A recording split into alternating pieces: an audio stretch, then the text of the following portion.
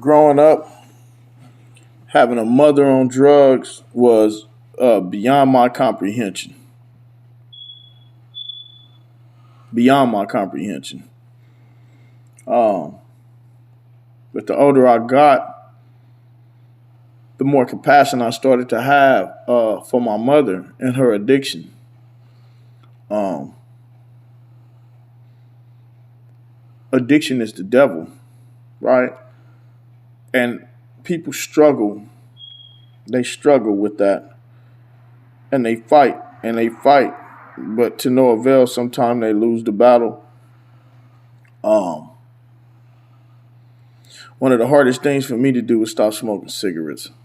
And it's been 6 years since I've actually smoked a cigarette, and I must say I'm proud of myself. But it wasn't easy. Um, every now and again, that demon it tries to attack me, and I just won't allow it to. Now back to my parent, it's sad when you have a parent that's victim to. Notice how I say victim because they are victims. And as a son, right, as a child, as a mother's child, we have to be compassionate in that area and understand that they're going through something, right, and it's something beyond our comprehension, right. Um, Most of it's a choice, right? They have choice in the matter, but if you've ever been addicted to something, then you know how hard it is to get rid of that addiction. Some people are addicted to sex. You know, Well, I had that problem with women. I think I was a womanizer at one time. I had to have every woman I seen. You know, um, and then I had to start disciplining myself. To the point where it's like, Carl, what do you want out of this life? And it doesn't make me perfect because I've managed my behavior. It's just a discipline. It takes practice, right? Let me show you what I mean. In order not to keep looking at women all day, in an inappropriate way, I lower my gaze. Um, I keep eye to eye contact with them, right? I don't look below the chin area. Um, and this is a daily practice, right? And so once you start practicing these things, you get a milestone. You start taking things in milestones, right? Or like with the cigarette thing, um, the thing that helped me stop was the fact that cigarettes were skyrocketing. They'd like $10 a pack. I'm like, oh no, I was smoking. It was $5 a pack, and then went from 5 to 7. I said, man, they go high any higher than that, I'm done. And they did, and I stopped. But some people they have to stop. Unfortunately, when there's something tragic happening, right? Cancer. Now you stop. You know that this situation is real now. And it's sad that we have to wait till it's almost too late to stop something. However, people they make choices at different stages. It's just a process. And then sometimes other people's processes is to help navigate us in life, right? Like for instance, if nobody died, how would we know how to live, right? If nobody used drugs, how would we know how to stay sober, right? So unfortunately, our parents had to pay. My parent had to pay the cost for me to learn a lesson, and it's sad. Through my mom's addiction, I learned not to use crack because I seen what it had done to her. So she had to suffer for me to learn a lesson. Hmm. This is true empathy, right? We have to exercise empathy. It keeps us from self-destructing. Empathy is the key. Even with your opposition, like for instance, I had a problem with correctional officers. I had a problem with officers in general, like police. I really like it was, just growing up, we were always taught mentally, this is the opposition, and I've seen them do some things, and I've done some things, and so we become us against them.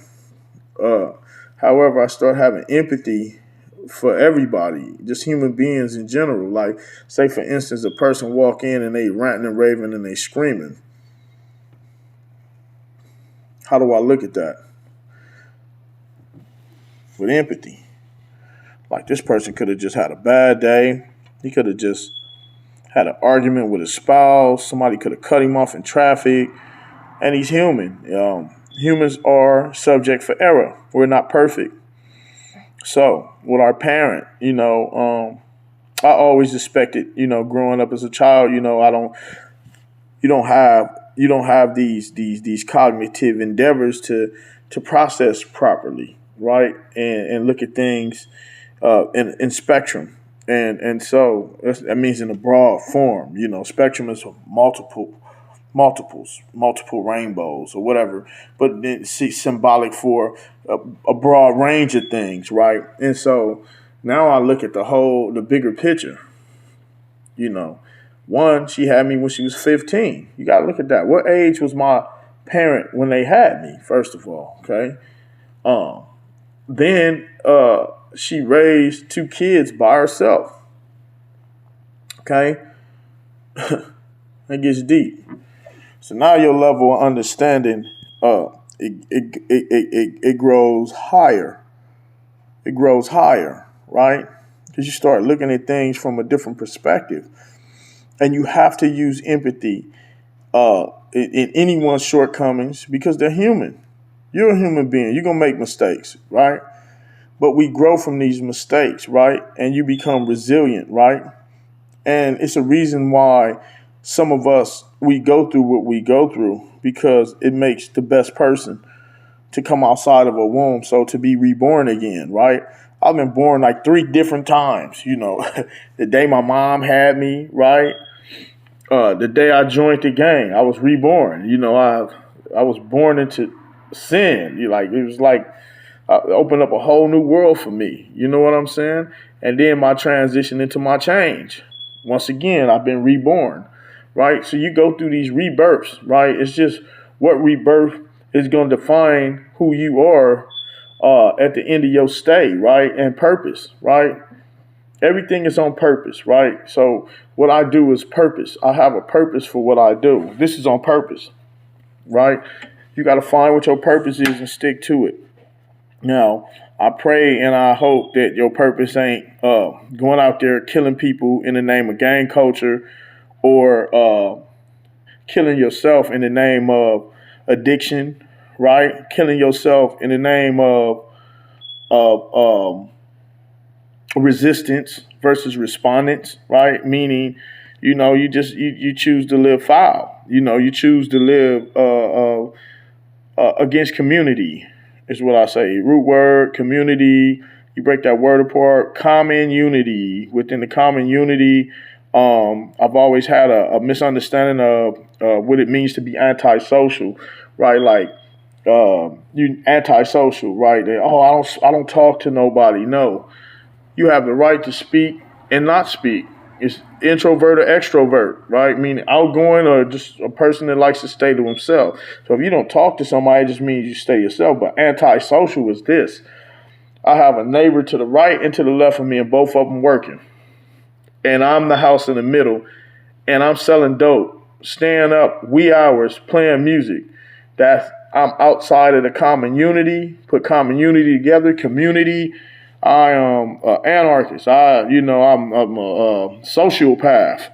I am antisocial because I don't want to get within the social movement.